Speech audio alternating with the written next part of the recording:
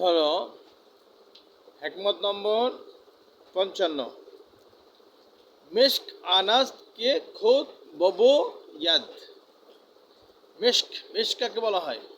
মেশক সুগন্ধি, সুবাস, সৌরভ, সুগ্রাণ, ভালো গন্ধ নাকি?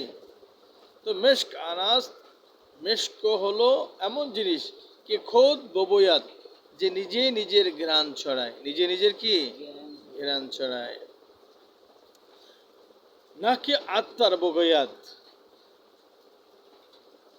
আত্মার মানে আতর বিক্রেতা, আতর বিক্রেতার ক্যানভাস করা লাগে না, যে ভাই এই যে মেশক আম্বার ধরেন ধরেন, এই যে মেশক আম্বার বলা লাগে লাগে না।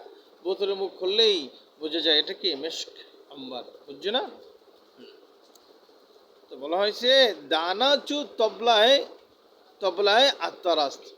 যারা জ্ঞানী, যারা কি জ্ঞানী, তারা হলো আতর বিক্রেতার ওই যে বোতলের মতো। আতর বিক্রেতার বোতল, আতর বিক্রেতার বোতল কি খামোশ, চুপ থাকে, কি বোতলটা কি থাকে, আর অহনর নমাই, এবং নিজের যোগ্যতা দেখায়। বোতলটা দেখো, একটা বোতলের ভিতরে সুগন্ধি ভরা আছে, মুখ আটকানো, সে চুপচাপ কোনো আওয়াজ করে না, ঠিক আছে? কিন্তু যখনই একটু মুখ খোলো, চারিদিকে ঘ্রাণ, সুবাস, সৌরভে সুশোভিত হয়ে যায়, সুরভিত হয়ে যায় চারিদিক। তাহলে কি বোঝা গেল? যে আতর, মেশক, আম্বার, এটা যে একটা সুগন্ধি, এর ক্যানভাস করা লাগে না। হ্যাঁ, সে নিজে চুপ থেকে নিজের জ্ঞান ছড়ায় চারিদিকে নাকি? আর নাদান, আর যারা মূর্খ, যাদের ভিতরে কিছু নাই, কাচু তবলে গাজী। গাজী মানে কি বাজিগার, সে বাজিগারদের ঢোলের মতো, বাজিগারদের কি ঢোলের মতো।